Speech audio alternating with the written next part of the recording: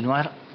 Quiero agradecer en primer lugar a las 4 personas que me acompañan en esta mesa, diputadas del Congreso de los Diputados. En primer lugar, Verónica Barbero, diputada del Grupo Parlamentario Plurinacional Sumar. Muchas gracias. María de las Nieves Ramírez, diputada del Grupo Parlamentario Socialista. Muchas gracias. Sandra Fernández, diputada del Grupo Parlamentario Popular. Y Rocío de Mer, diputada del Grupo Parlamentario Vox. Muchas gracias a todas por colaborar con nosotros. La idea del debate es hablar sobre las políticas públicas contra la pobreza, teniendo en cuenta el principal dato que se ha presentado hoy, que es, según el indicador AROPE, el 26,5% de la población española, 12,7 millones de personas, están en situación de riesgo de pobreza y exclusión social, 400.000 personas más que el año anterior. Razones suficientes para organizar este debate y poder reflexionar conjuntamente sobre posibles soluciones a este gran problema. La dinámica será aproximadamente unos 3 minutos inicialmente para que puedan hacer una valoración del informe. Posteriormente un grupo, 2 turnos de cuestiones, uno sobre garantía de ingresos y otro sobre viviendas, con 5 minutos cada uno, y unas reflexiones finales de 3 minutos. ¿Os parece bien? Sí. El orden de intervención, según me ha dicho, sería Verónica Barbero primera, Rocío de Mer segundo, María de las Nieves Ramírez tercera y Sandra Fernández cuarta. Sí. Vale, pues acabamos de ver el informe, se han presentado muchos datos, hay otros datos que no han salido, no ha dado tiempo a poder ser reflejados hoy, pero bueno, están en el informe. Especialmente relevantes son los datos de la diferencia de situación de pobreza con y sin transferencias sociales. Es decir, si el Estado no intervendría en pobreza, tendremos un nivel de pobreza muchísimo mayor. Yo creo que es uno de los datos más relevantes que ha habido. Bueno, teniendo en cuenta este y otros datos, abrimos un primer turno de 3 minutos, cuando quieras. Muchísimas gracias, Alfonso. Bueno, muchísimas gracias a la Red Europea de Lucha contra la Pobreza y la Exclusión Social por la invitación a mi grupo y por la posibilidad de participar en el mismo. Además, así he tenido ocasión también de leer, de observar los datos derivados de este informe. Me parece interesantísimo y un gran punto de partida para el desarrollo de políticas públicas, ¿no? Que al final esto es algo que solo nos puede aportar y nos aporta siempre a la sociedad civil. Así que muy agradecida por ese lado. Yo, la verdad es que voy a empezar justo por donde evidentemente yo también. Este informe, lo que me parece fundamental del mismo es que destaca el importante papel, ¿no?, de la función redistribuidora del Estado, ¿no?, para el sostenimiento de la calidad de vida del conjunto de las personas que viven en nuestro país, que viven en Europa. Y en este sentido, pues supongo que se ha mencionado el hecho de que la totalidad de las transferencias de la administración pública en 2023 ha conseguido reducir, ¿no?, la pobreza del 42,6 hasta el 20,2%, retirando la pobreza a más de 10,5 millones de personas. Esto parece un dato sustancial para destacar que el papel de la administración pública en la lucha contra la pobreza, la capacidad redistributiva de las políticas socialmente responsables y sobre todo la necesidad de una intervención pública tenaz y constante en la integración y la protección de las personas y los colectivos más vulnerables se ponen de manifiesto como un aserto, ¿no?, que se reitera en muchas ocasiones a lo largo de este informe, ¿no?, pues que el mero crecimiento económico no resuelve el problema de la pobreza, ¿no? Hay un dato que a mí me ha llamado poderosamente la atención, el hecho de que se necesitarían 68 años de crecimiento ininterrumpido del PIB para acabar con la pobreza en España, y como un objetivo que así lo dice literalmente el informe más asequible, se necesitarían 13 años de crecimiento ininterrumpido similar para reducir la tasa de pobreza y asimilarla a la media de la Unión Europea. Bueno, esto me parece algo fundamental del informe. También me parece destacable que el factor de baja intensidad en el empleo por hogar es el único indicador que cumple el objetivo de reducción precisamente de la Agenda 2030, ¿no? Y cuando se empezó a medir fue en el año 2015, creo que también esto lo dice el informe, y que es el único que ha ido descendiendo hasta descender 7 puntos porcentuales. Y esto a pesar de que, como el informe indica, la crisis de la COVID puso en grave riesgo no solo esta tasa, sino todas las demás que se indican dentro de la AROPE o la medición de la pobreza en nuestro país, ¿no? Yo recuerdo perfectamente cuando se declaró el primer estado de alarma, porque yo estaba en el Ministerio de Trabajo y Economía Social en aquel momento, y la verdad fue un momento de muchísima tensión. En una semana cayeron 800.000 puestos de trabajo en nuestro país. Desde el Ministerio de Trabajo, que era el que yo estaba, todo era preocupación y desespero, hasta que tras una incertidumbre bastante importante y una batalla dialéctica relevante en Europa, pues Europa llegó a la tan ansiada decisión y decidió apostar por las personas. Y decidió apostar por el SURE, como un mecanismo que permitió desplegar los ERTE y que salvaron de la pobreza, según este informe, a 2,5 millones de personas, y luego decidió seguir con los fondos Next Generation.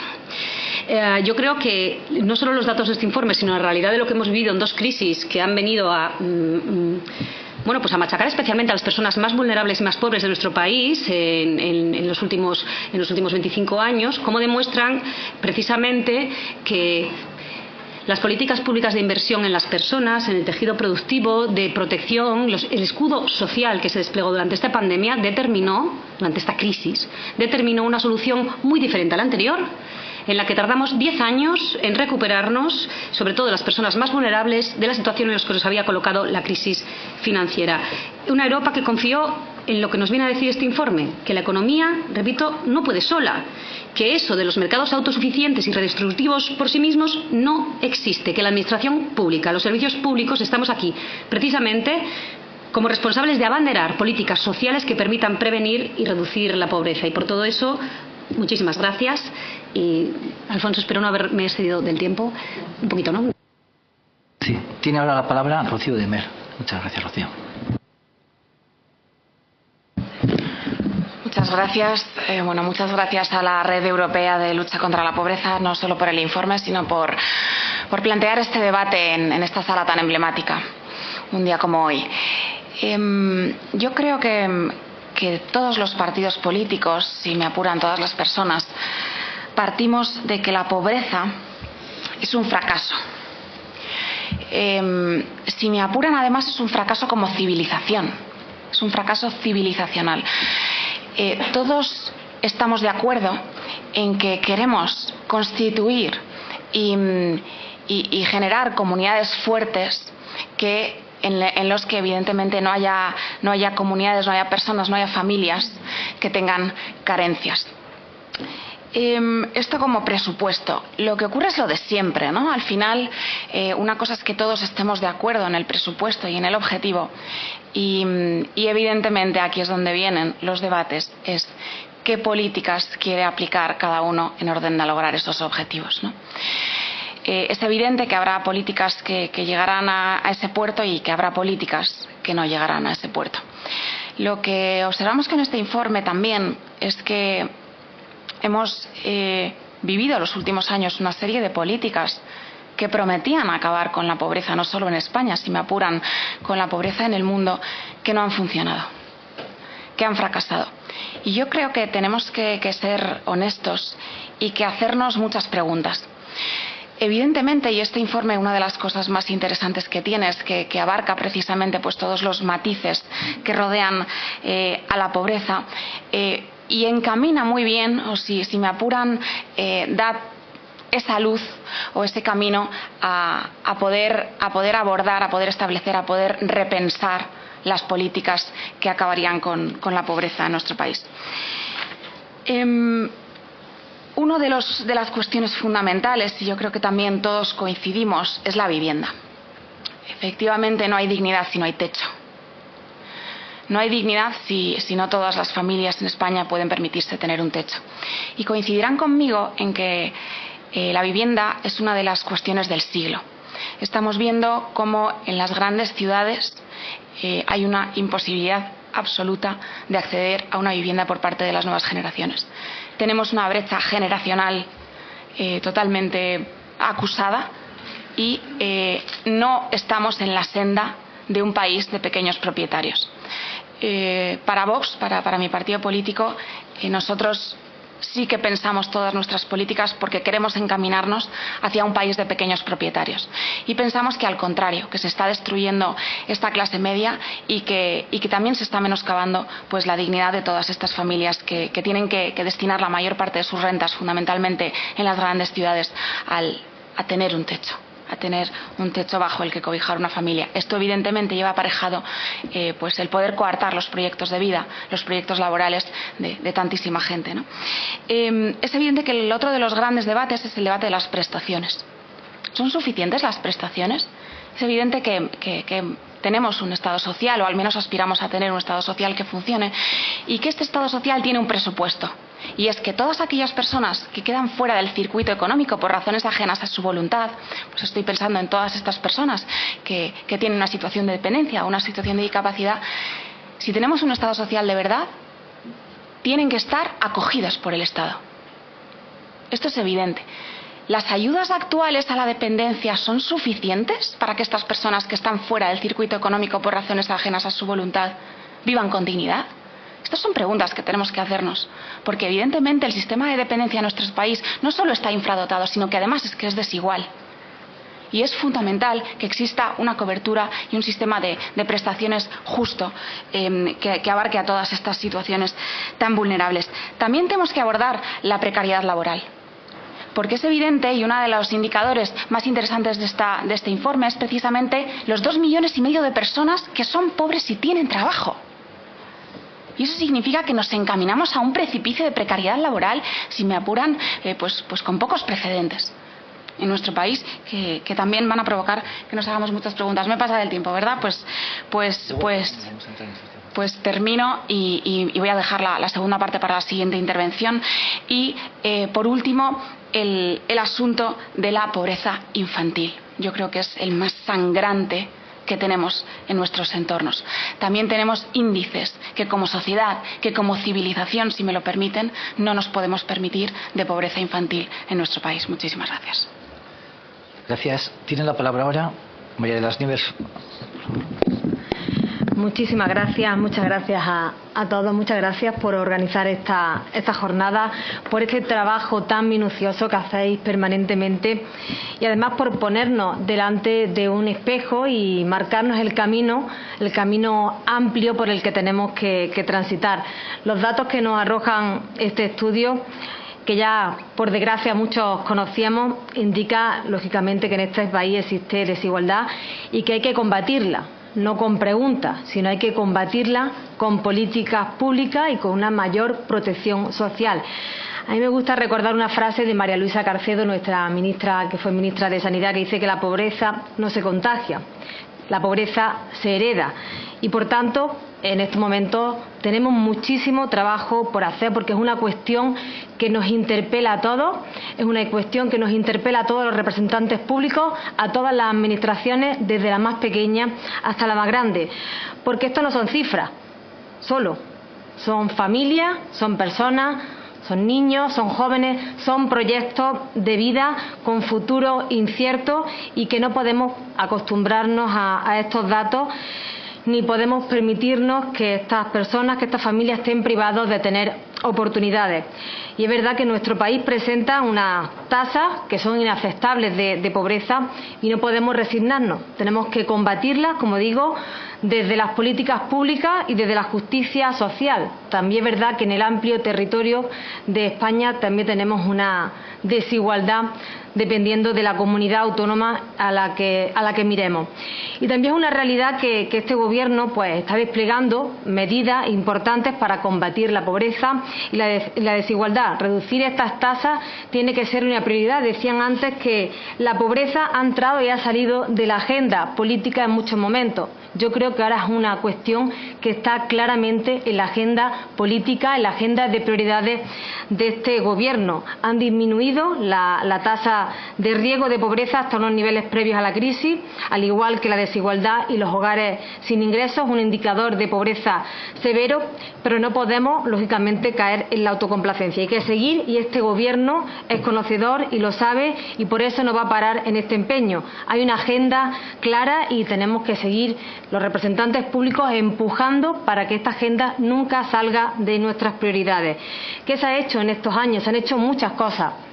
Quizá no sean todas las suficientes, hay que hacer mucho más y a la vista de los datos, pero sí se ha apostado por una redistribución fiscal importante, que al final hablamos de justicia social. Se puso en marcha la Estrategia Nacional de Prevención de la Lucha contra la Pobreza y la Exclusión 2019-2023, pues para coordinar y a todas las acciones que ya llevar a cabo. También hay que recordar, ahora que estamos en el marco de las elecciones europeas, que hemos liderado el debate en Europa sobre la garantía infantil europea en consonancia con la Agenda 2030. Se ha apostado también claramente por ese ingreso mínimo vital que se tuvo que acelerar por esta pandemia que vino y que hizo que tuviésemos que poner en marcha este mecanismo para dar respuesta a aquellas familias más vulnerables y a los hogares más desfavorecidos. La prestación por hijo a cargo, y qué decir, también pues se han subido los salarios mínimos interprofesional, las pensiones, se han mejorado las condiciones laborales y, por supuesto, este Gobierno ha puesto el foco, claro, en la vivienda, uno de los grandes problemas que frustra todos los proyectos de vida en estos momentos. Hay que hablar de vivienda, pero además de hablar de vivienda, las comunidades autónomas, que en estos momentos son las que tienen las competencias en materia de vivienda, tienen que hacer una apuesta clara por ello. ¿Qué quiero decir con todo esto? Y ya acabo. Pues que desde el Gobierno hay una preocupación y hay una estrategia clara pues para atacar a todos los factores que inciden directamente en los indicadores que nos han enseñado aquí hoy, los indicadores de vulnerabilidad y de pobreza. Pero claro, yo creo que nadie de los que estamos aquí, ni los que estamos sentados en esta mesa, yo creo que todos tenemos el mismo objetivo. El objetivo que tenemos es erradicar la pobreza, pero claro, mientras tenemos gobiernos que están desplegando medidas importantes, hay otros grupos, por desgracia, en esta Cámara que votan en contra de estas medidas. Y creo que es importante poner también el foco ahí, aunque después nos detendremos en cuestiones más precisas. Muchas gracias. Muchas gracias. Tiene la palabra ahora Sandra Fernández. Muchas gracias. En primer lugar, muchas gracias a EAPN por habernos invitado a participar de este debate, de la presentación de este informe y, como decía el presidente, ¿no? Pues por habernos invitado a hablar de lo que de verdad importa a los españoles, ¿no? Yo creo que foros como estos son muy necesarios porque a veces pues parece que el debate político se centra en cuestiones que no interesan ni que afectan a la mayoría de los ciudadanos. A mí me gustaría destacar algunos de los datos de este informe porque yo creo que volvéis a presentar, ¿no?, un informe del estado de la pobreza en España y los datos siguen siendo alarmantes y muy preocupantes, ¿no? La tasa de riesgo de pobreza o exclusión social, la tasa AROPE, ha aumentado un 0,5%, ¿no?, que puede parecer poco, pero esto significa que hay 240.000 personas más en esta situación. Son personas, son familias, como también decíais, son niños que están en esta situación, 240.000 más. También hay que hablar, a pesar de que se ha reducido muy ligeramente, ¿no?, que hay personas, en total 9,7 millones de personas, que viven con ingresos inferiores a 915 euros. Planteemos, ¿no?, qué significa vivir con ingresos inferiores a 915 euros. Es decir, evidentemente no basta para cubrir las necesidades vitales. Los índices de carencia material y social severa se han incrementado en 1,3% respecto al último año, es decir, han aumentado hasta llegar al 9%. Significa que son 4,5 millones de personas que están en carencia material, social y severa. De los 13 indicadores, para darles un dato que yo creo que no se ha mencionado, de los 13 indicadores que afectan a la carencia material y social severa, 11 de ellos empeoran este año 2023. Y a pesar de que la pobreza severa baja un 0,6%, muy ligeramente también, sí que me gustaría darles un dato que creo que no aparece recogido en este informe, pero sí la encuesta de condiciones de vida, que me parece muy significativo, y es el de la identificación subjetiva de clase. Y es que en diciembre del 2019, las personas, la población española que se consideraba de clase baja o pobre, representaba el 3%. Sin embargo, en el 2023, esta cifra ha aumentado un 18,2%. Es decir, hoy en día un 18,2% se considera pobre, frente al 3% que se consideraba en 2019. Pero además, si hablamos de datos más generalistas, hay un 48,7% de la población que tiene dificultades para llegar a final de mes. Es decir, casi la mitad de la población en España tiene dificultades para llegar a final de mes. Y ya también han mencionado, ¿no?, lo que hasta hace unos años era impensable, y es que personas con empleo están en situación de pobreza. En total, 2,5 millones de personas que tienen empleo y están en situación de pobreza. Y es que, aunque el ingreso medio por persona ya ha subido un 8,3%, como creo que se ha comentado, la inflación ha subido un 8,4%. Es decir, la inflación no permite cubrir pese a esa subida del salario. ¿Esto qué significa? Que vivimos una situación de cronificación de la pobreza, que la pobreza en España ya tiene carácter estructural. Y también habéis hablado, ¿no?, de estas dianas de la pobreza, ¿no?, en situación tanto a nivel de vivienda, a nivel de brecha de género, pobreza energética, las dificultades que tienen las personas con discapacidad o personas dependientes, cuando hablamos de pobreza infantil, cuando hablamos de la situación de los jóvenes, del envejecimiento y la pobreza. ¿Qué significa esto? Al final, como bien decíais, creo que ha sido la vicepresidenta, la pobreza es única. Y aunque tengamos diferentes dianas, al final una persona, una familia que está en situación de pobreza, evidentemente tendrá pobreza infantil, porque los hijos evidentemente estarán en esa situación. Las personas que tienen una discapacidad y están en situación de pobreza tendrán también especiales dificultades para llegar a final de mes, para poder acceder a una vivienda o para poder pagar los consumos eléctricos, por ejemplo. Esto nos tiene que llevar a una reflexión muy profunda, y es que debemos tener una visión sistémica de lo que es el problema de la pobreza y tener un enfoque integral para poder de verdad solucionar, si queremos, la pobreza en España. Y es verdad que el papel de la Administración es indispensable y los datos lo demuestran. Yo quería también reconocer el papel, y se ha comentado, de las comunidades autónomas y de las administraciones locales, tanto ayuntamientos como consells insulars, por ejemplo en el caso de mi comunidad autónoma, que no solamente tienen ese papel y esa acción protectora, sino también ese papel de prevención en las situaciones de pobreza, especialmente en los ayuntamientos, que muchas veces recae muchas más competencias de las que deberían asumir, y aquí me gustaría recalcar el imprescindible papel. Pero es que solamente con la administración pública, y estos datos lo demuestran, no vamos a solucionar el problema de la pobreza.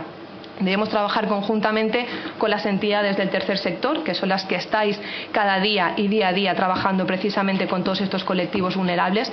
Debemos trabajar también con el sector empresarial, porque realmente, si queremos sacar de verdad a las personas de la situación de pobreza, se tienen que implicar también las empresas, las patronales, también los sindicatos, evidentemente. Y para ello necesitamos otra estrategia contra la pobreza y para favorecer la inclusión social. Se ha mencionado, existía una estrategia que caducó en el 2023. Desde el Partido Popular hemos presentado una proposición no de ley pidiendo que se haga una nueva estrategia, porque creemos que es urgente. Necesitamos ya el diagnóstico y la evaluación final de la que ha caducado en diciembre de 2023, porque necesitamos una nueva, y creemos que debe ser algo urgente y prioritario, y teniendo en cuenta además que existen diferentes ministerios, ¿no?, en los que se ha desglosado servicios sociales con pocas competencias, porque casi todas están transferidas a las comunidades autónomas o a los ayuntamientos o diputaciones o consells insulars. Creemos que debe ser una cuestión prioritaria y que se debería haber hecho ya al menos la evaluación final de esta estrategia. Así que lo que pedimos, evidentemente, es al Gobierno que pueda liderar esta estrategia, porque le corresponde a él, que evidentemente, trabajando en conjunto con lo que les decía, con el resto de administraciones públicas, que es básico, con el sector empresarial y con las entidades del tercer sector. Muchas gracias. Gracias. Pasamos ahora a un bloque. Vais a tener 5 minutos, un poco más, pero esta vez también habéis consumido bastante más que los 3, ¿eh? Bueno, el bloque que se plantea ahora es el que tiene que ver con la garantía de ingresos que tiene tanto competencias las comunidades autónomas como el propio Estado. Tener garantizados unos ingresos dignos resulta imprescindible como vía de lucha contra la pobreza, una problemática que, según el informe, afecta en mayor medida a las mujeres. 5,1 millones de mujeres estaban en riesgo de pobreza, medio millón más que de hombres. ¿Qué políticas consideran ustedes necesarias en este ámbito, con especial atención al empleo, a los sistemas de rentas mínimas y sin olvidar la constante feminización de la pobreza? Verónica. Muchas gracias de nuevo. Bueno, esto lo dice el informe a las claras, y de hecho no hay ningún informe que pueda decir lo contrario. En España tenemos unas tasas de pobreza efectivamente superiores a las del centro y el norte de Europa, especialmente en lo que se refiere a pobreza infantil.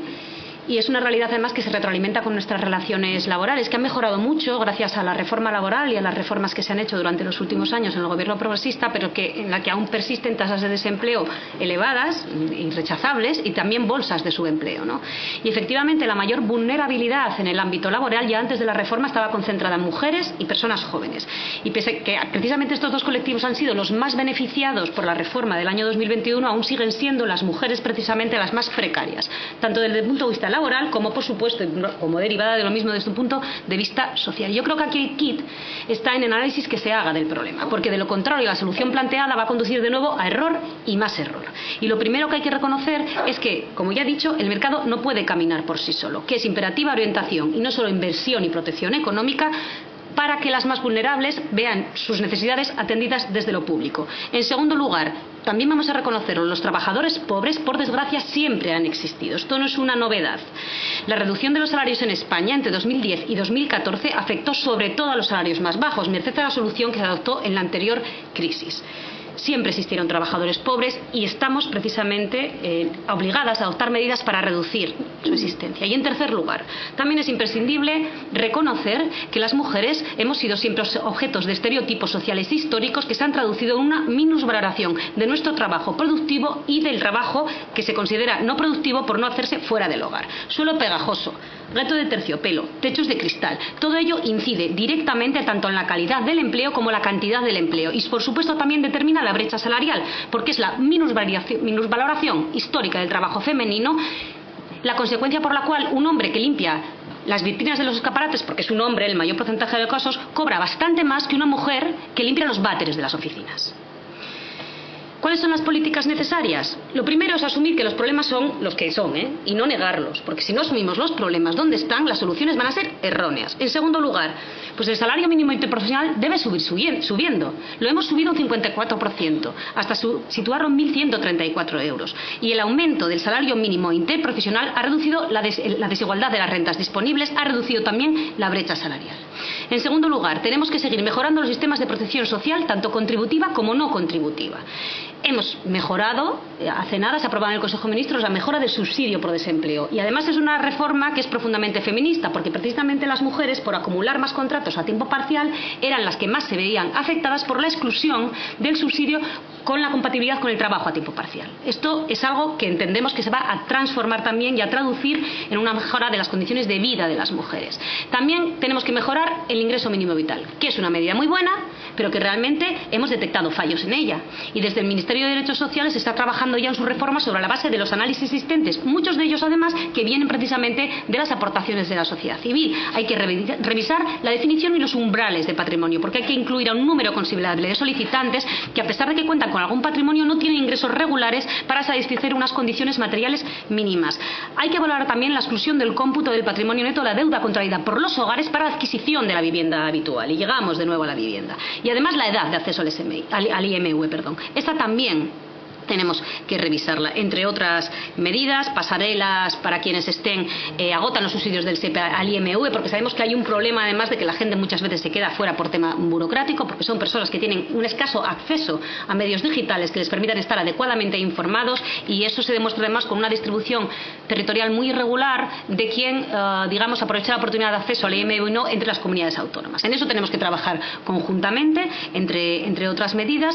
Y bueno, por último, y esto más allá de la mejora de la sanidad universal, es que es muy difícil hablar de pobreza y no hablar de cualquier medida social en el Estado, ¿no?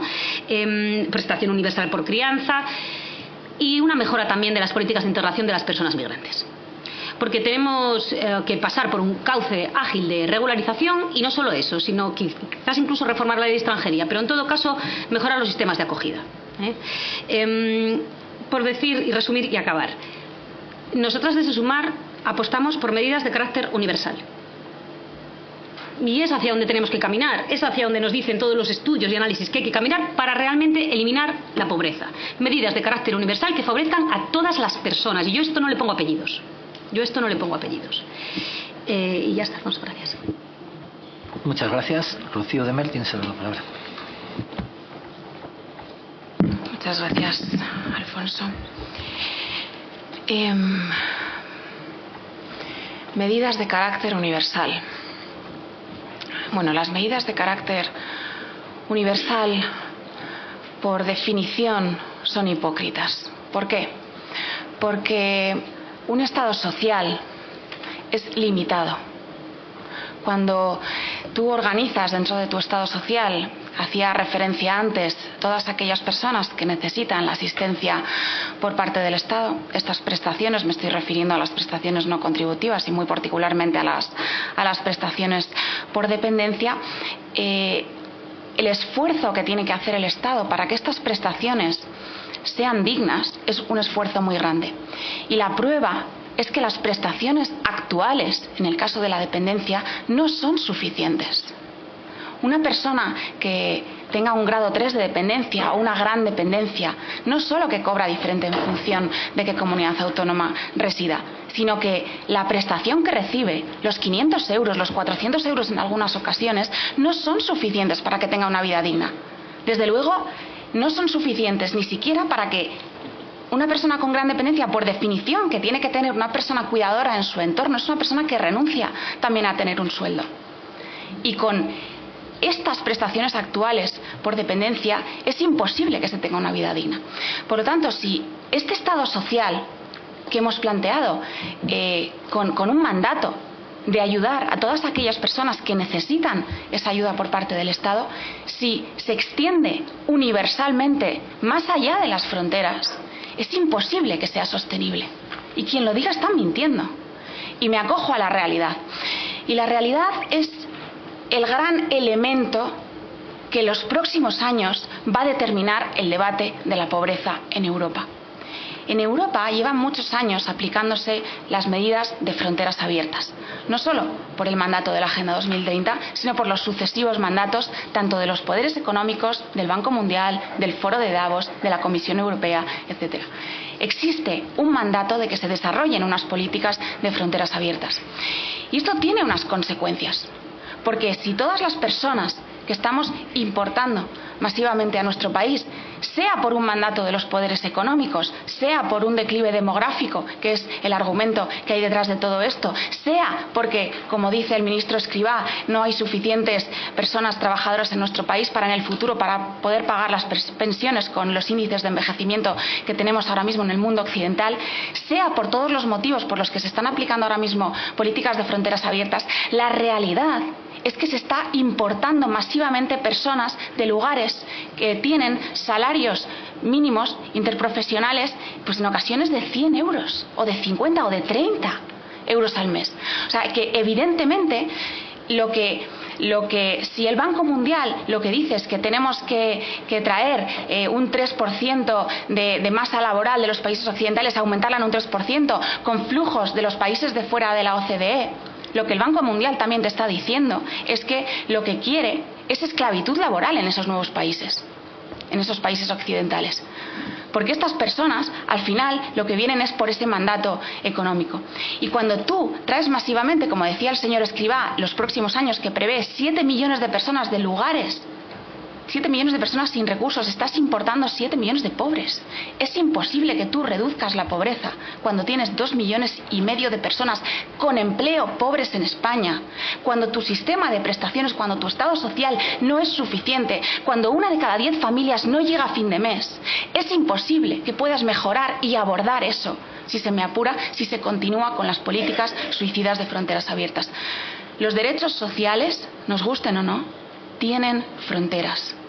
La solidaridad se da en círculos concéntricos. Primero se ayuda al vecino, primero se ayuda al compatriota. Y decir que con unos presupuestos generales del Estado queremos ayudar universalmente es sencillamente imposible.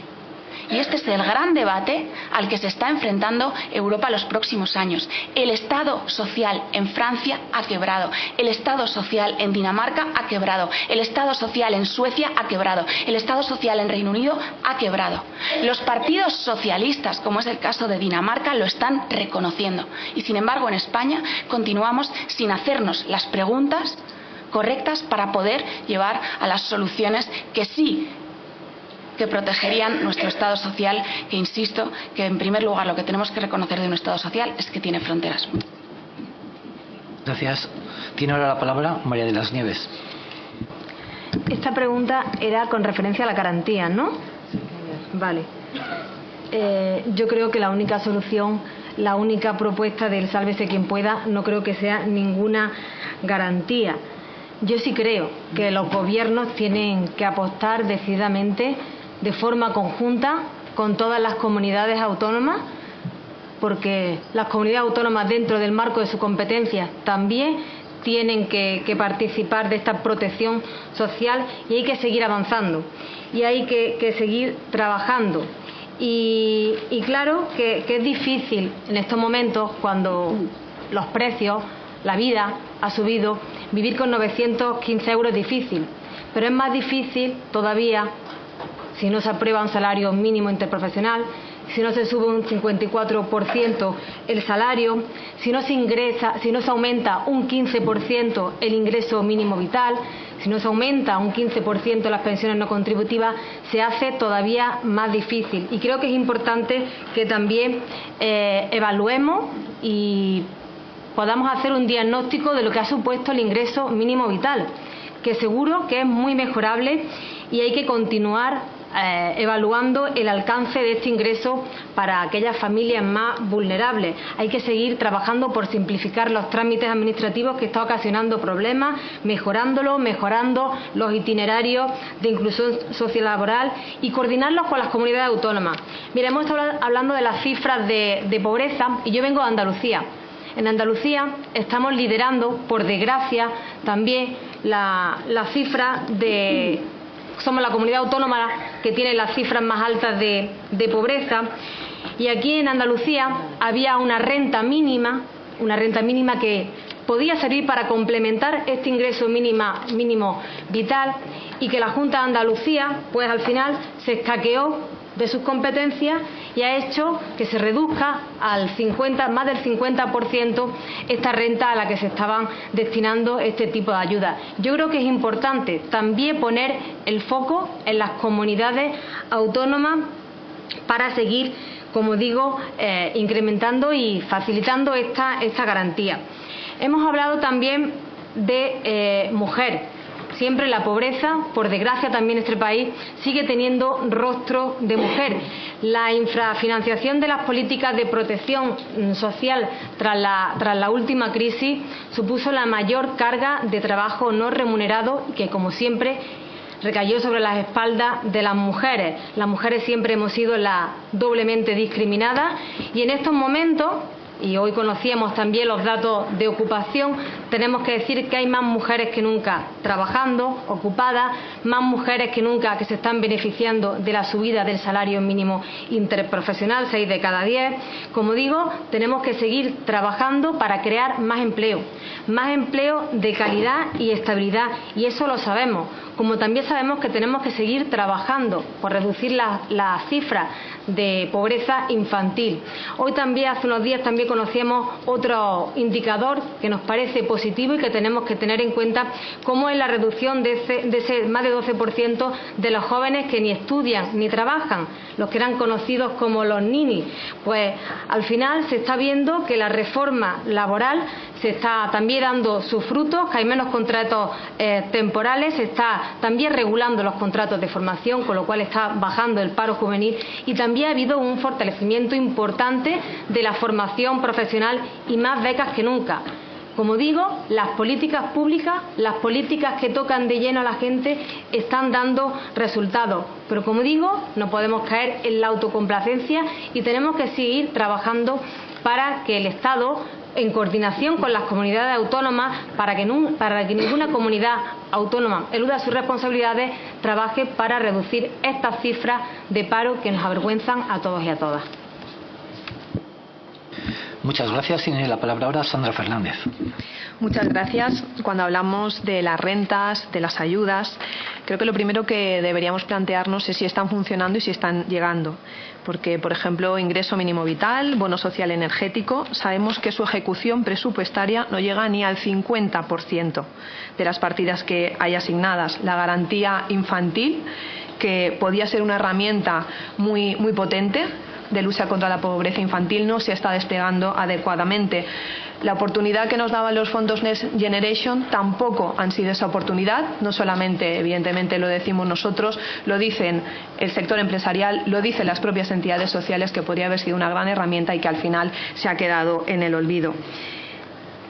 Y una de las cuestiones, volviendo tanto al ingreso mínimo vital como al bono social especialmente, de los motivos por los que se cree que no está llegando a las personas que de verdad lo necesitan y a las familias que lo necesitan es por esta burocratización de las ayudas.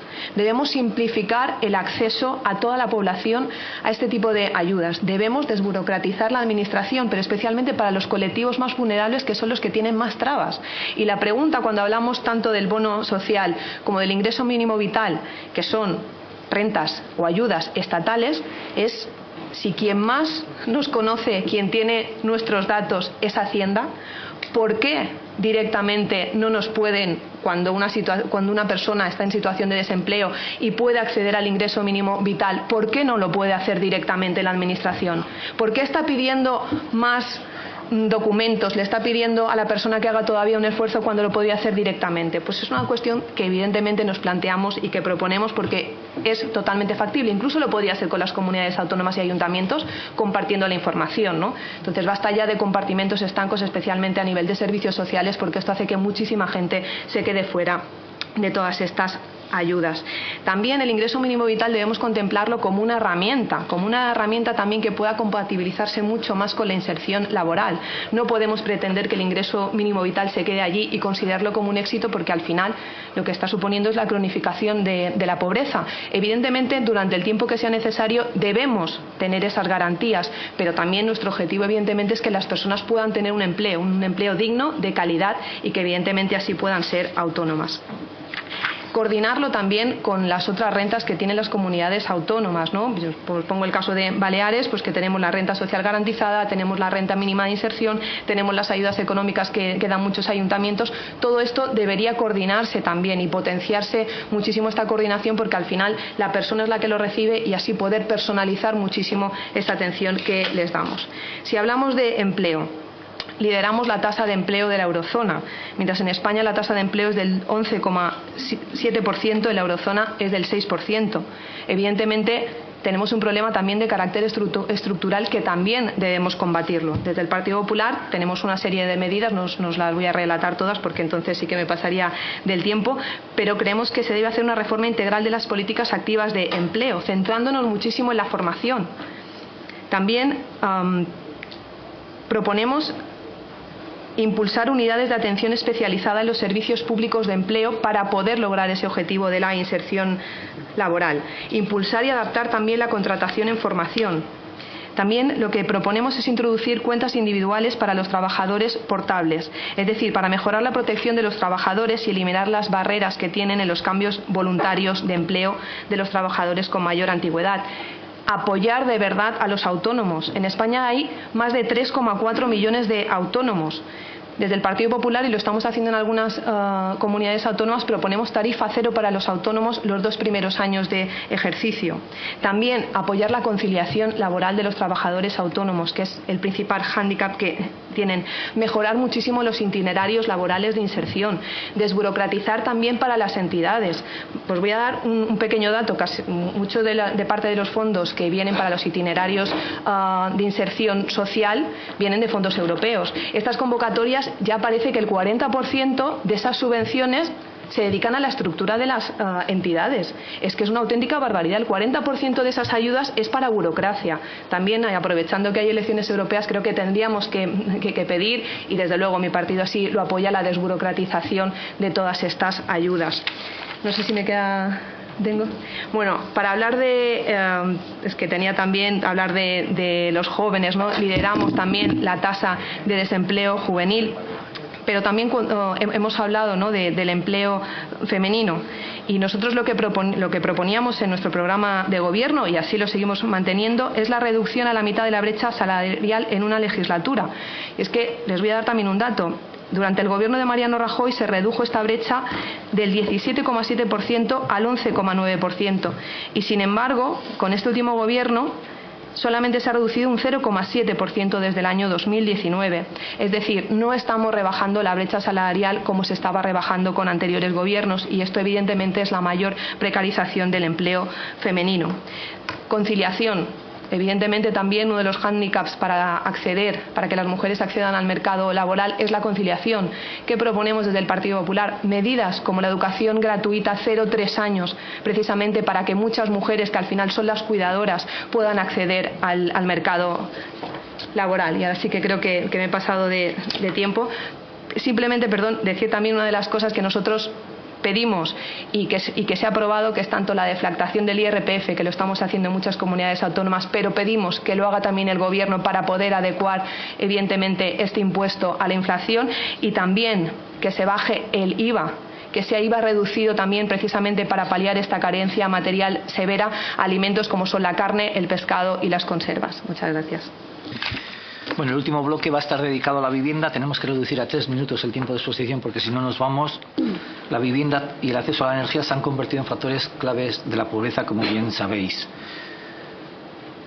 ¿Qué políticas son necesarias para abordar la emergencia habitacional que afecta en mayor medida a la población vulnerable y garantizar el derecho a una vivienda digna y asequible? 3 minutos, por favor. Muchas gracias. Bueno, yo creo que empezar contextualizando resumidamente que el problema de la política de vivienda española y su fiscalidad hace décadas es que antepone la posibilidad inversora del mercado a su función social, a la función social de la vivienda. Al final estas políticas acaban respondiendo a unas pocas familias privilegiadas, a fondos buitre, a banca privada, que acaparan propiedades e impiden además el impulso y el presupuesto de políticas valientes que garanticen el derecho constitucional de acceso a la vivienda. La prioridad absoluta, por eso, debe ser, respetando el complejo marco competencial, que esto desde Sumar, que no nos llamamos Grupo Plurinacional de casualidad, lo tenemos clarísimo, que podamos disponer de un parque de vivienda público de calidad, accesible e inclusivo, porque ahora mismo la media europea está un poco por encima del 10% de vivienda. Hay países europeos que llegan al 30% de esta vivienda pública y en España tenemos un 2,5%. Es evidente que nos queda mucho por hacer. Tenemos que garantizar un parque público de vivienda potente e inclusivo que además normalice, porque es la tendencia de las personas jóvenes, el alquiler público en España. Ahora mismo, desgraciadamente, la falta absoluta de recursos obliga a una competición entre los penúltimos y los últimos. Y la mejor forma de que funcione es que cualquier persona joven aspire con normalidad a vivir en un alquiler público y social y no de una manera estrictamente temporal. Pero también debemos garantizar que el alquiler sea un verdadero derecho al hogar. Es imprescindible acompañar el parque de vivienda público potente con medidas de apoyo al alquiler para un precio razonablemente justo. El cambio cultural es importantísimo. Tenemos que abandonar que se observe como un fracaso, como una opción subsidiaria el alquilar, porque la gente joven quiere alquilar, no quiere comprar, y no debemos entenderlo como algo que es la peor opción de todas. Y por supuesto urge desmontar el falso mito de la casera vulnerable, la anciana pensionista que sobrevive gracias a alquilar su patrimonio. Representa el 0,6% del parque de alquiler. La realidad española es que las personas caseras, aun sin contar los ingresos que obtienen del alquiler de su patrimonio, las personas caseras tienen más ingresos que las personas inquilinas o aquellas que están pagando su propia vivienda habitual a los bancos. Contratos de alquiler tienen que prorrogarse de manera indefinida, como es en Francia o como es en Alemania, salvo cuando la persona propietaria realmente acredite que los necesita. Y además tendremos que incorporar en la ley de vivienda el alquiler de temporada, las habitaciones compartidas y los apartamentos turísticos, porque actualmente son el principal agujero para que suban los precios en las zonas tensionadas. Hay que poner fin a la especulación y a la financiarización de la vivienda. El problema de la vivienda no se está solucionando porque, frente a quienes pensamos que es un derecho social, hay quienes creen que es un bien de mercado. Y además la forma más evidente para verlo es que en España, mientras que el 15% de las personas jóvenes no puede, solo el 15% puede emanciparse, 7 de cada 10 viviendas que se adquirieron el año pasado, en el 2023, conforme al Consejo de la Notaría, se pagaron a tocateja. Esto es un tema de brecha. Es la mayor brecha que existe actualmente en nuestro país, la brecha entre quien puede adquirir una vivienda y vivir una vivienda de calidad y vivir de manera autónoma y de manera digna, y quien no puede. Nosotras queremos un pacto de Estado por un turismo justo, sostenible y accesible. Hemos presentado una PNL que fue rechazada por todos los grupos que están aquí. Una PNL por un pacto de turismo sostenible. Esto está íntimamente relacionado con el acceso a la vivienda. Queremos prohibir la venta de viviendas si no es para vivir en los primeros 4 años desde su adquisición. Una moratoria que suspenda la compraventa de viviendas a fondos buitre y personas no residentes. PNL de Sumar también rechazada por los grupos.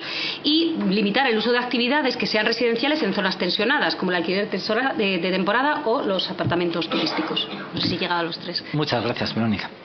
Rocío, tienes la palabra. Muchas gracias. Bueno, ustedes lo cierto es que las palabras están muy bien, ¿no? Pero los hechos son que ustedes llevan gobernando 7 años y que si miramos los índices, por ejemplo, los menores de 35 años, desde hace 10 años casi el 70% era propietario. Hoy, desde el año 2020, más de un 36% de jóvenes no son propietarios. Perdón, son propietarios. Es decir, que se ha reducido muy considerablemente el acceso a una vivienda, fundamentalmente con una brecha generacional.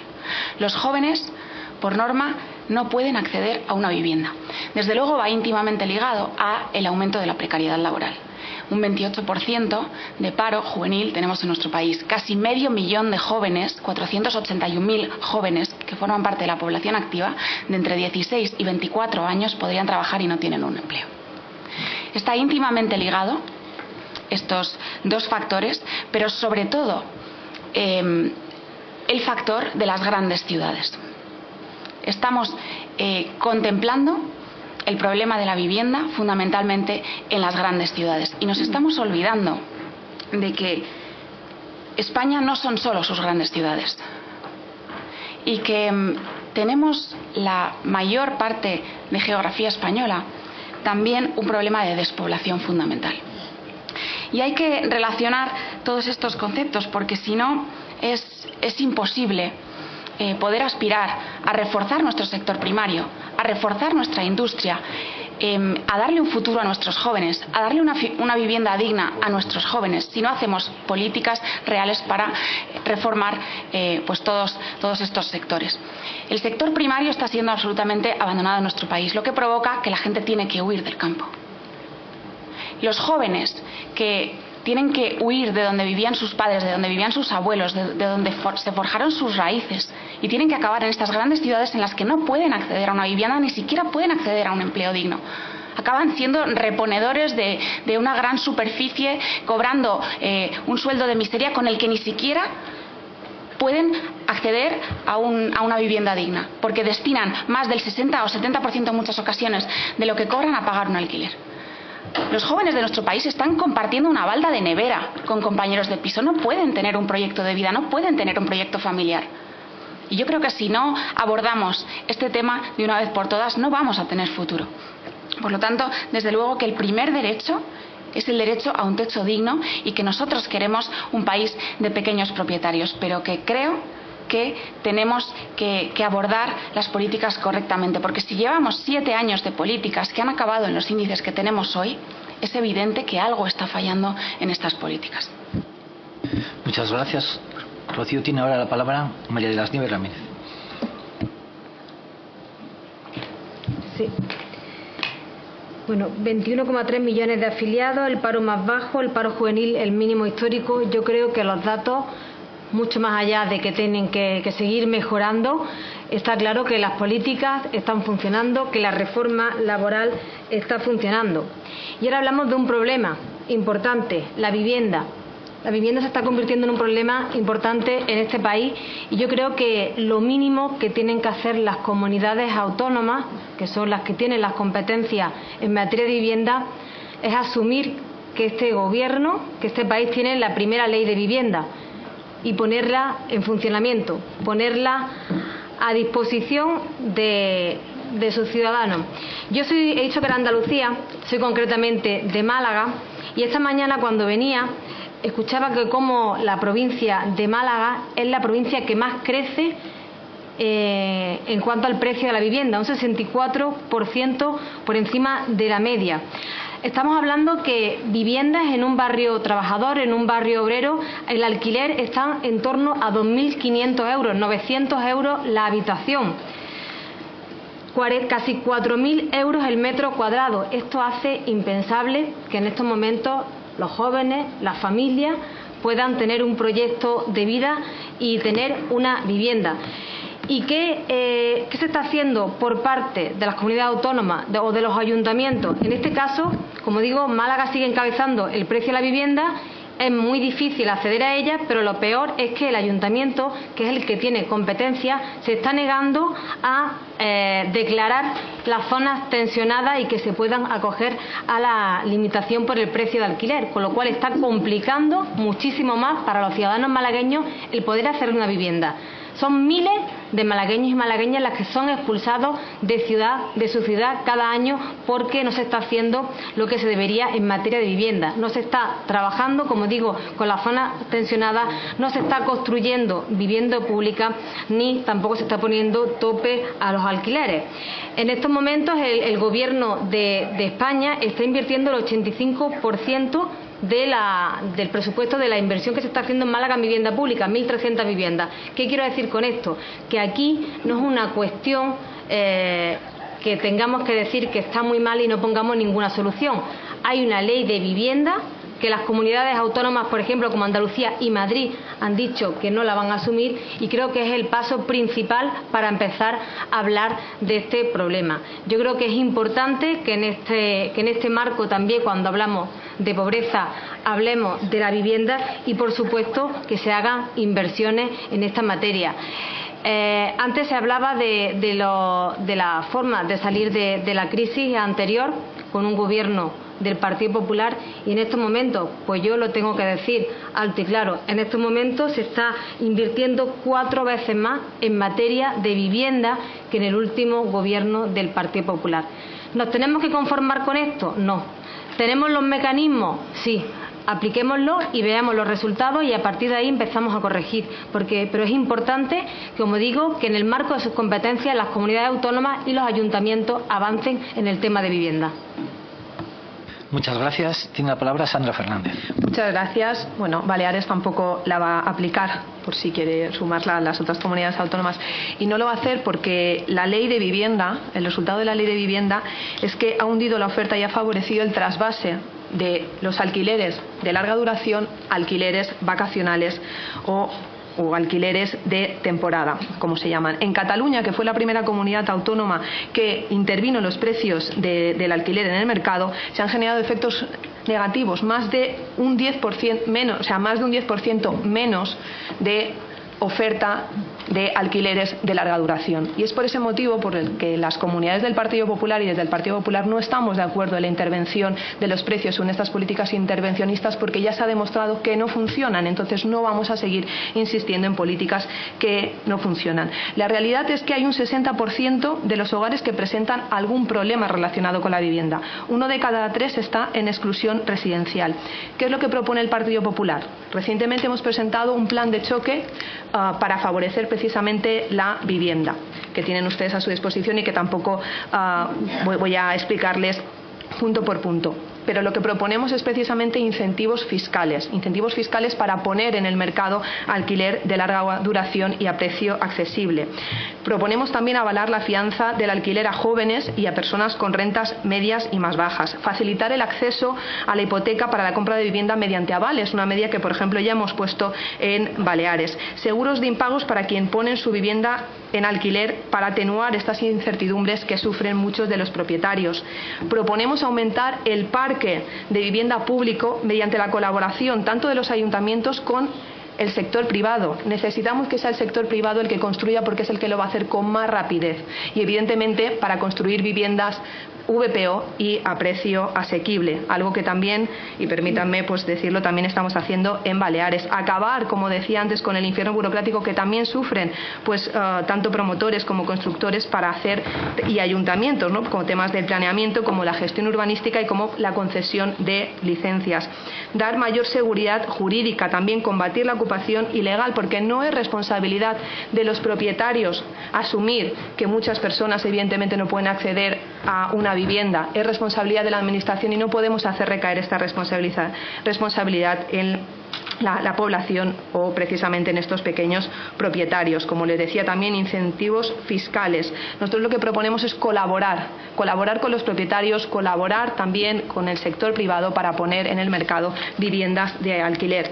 Y una breve referencia también, porque si evidentemente ya el problema de la vivienda se ha convertido en un problema social que afecta a la población en general, es evidente que esta exclusión residencial afecta muchísimo más a las personas que están o que son más vulnerables, ¿no? Decían, tenéis desde APN también un informe sobre emergencia y vivienda, ¿no?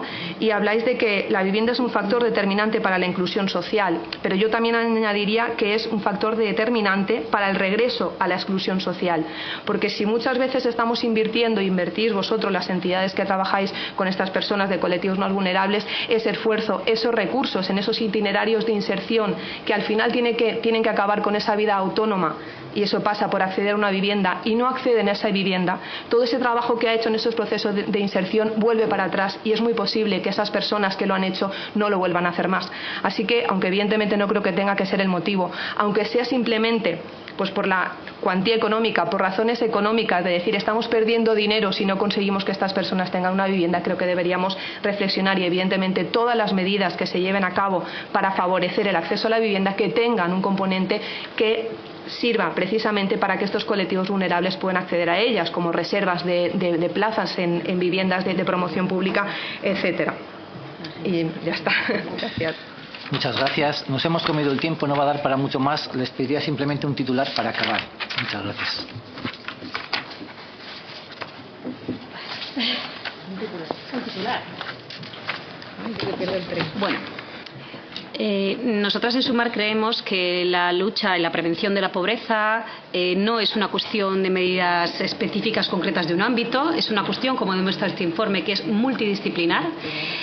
Creemos que por mucho que pese a algunas, España no es un Estado liberal de derecho, es un Estado social de derecho, así lo dice nuestra Constitución, y por eso tenemos que avanzar hacia políticas valientes, desde la reducción de jornadas sin reducción del salario hasta medidas universales de prestaciones por hijo a cargo, hasta una Europa y una España verdes, porque sí, el cambio climático afecta especialmente a las personas más vulnerables y con menores redes de protección, la protección de la migración o un verdadero derecho a la vivienda. Muchas gracias.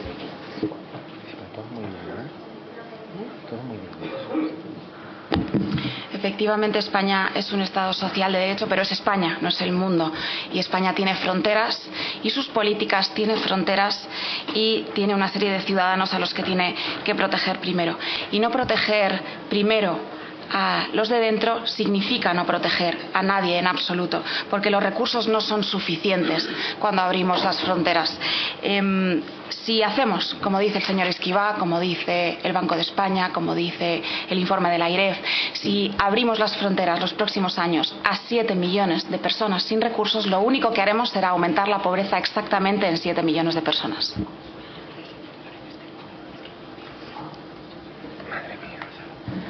Bueno, un titular, porque además pierdo el tren si retrasamos mucho. Bueno, el titular que yo dejaría es que las políticas públicas importan, las políticas públicas tienen que servir para reducir todas y cada una de estas desigualdades y más allá de los populismos a los que, por desgracia, nos estamos acostumbrando a escuchar y a leer, creo que este gobierno tiene una clara hoja de ruta, el gobierno de progreso, con respecto a acabar con la desigualdad y trabajar por la prosperidad y el progreso en nuestro país.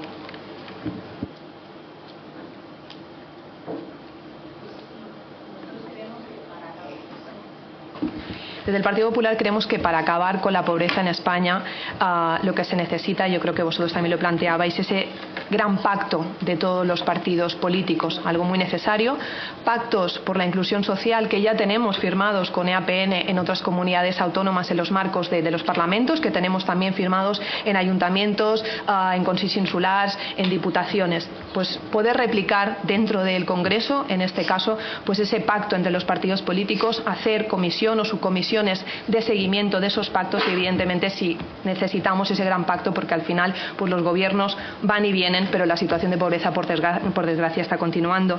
También lo que decía antes, la implicación y coordinación de todas las administraciones públicas porque todas tienen competencias en materia de servicios sociales, implicar y colaborar y seguir colaborando con las entidades del tercer sector, con el sector empresarial.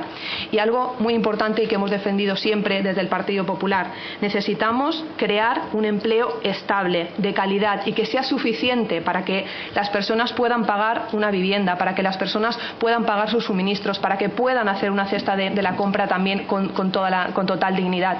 Es decir, un empleo suficiente y digno para que las personas puedan ser autónomas y puedan elegir el proyecto vital que quieren desarrollar. Muchas gracias. Muchas gracias a las 4 diputadas, Verónica Barbero, Rocío de Mer, María de las Nieves Ramírez y Sandra Fernández, por esta mesa. Para acabar, simplemente quisiera decir 2 palabras. Nadie es pobre porque quiere serlo. La pobreza es un sufrimiento tal que nadie la quiere para sí ni para los suyos. Humildemente les pedimos un esfuerzo por llegar a acuerdos que nos permitan combatir esta lacra. Muchas gracias. Va a clausurar la sesión la vicepresidenta Bárbara.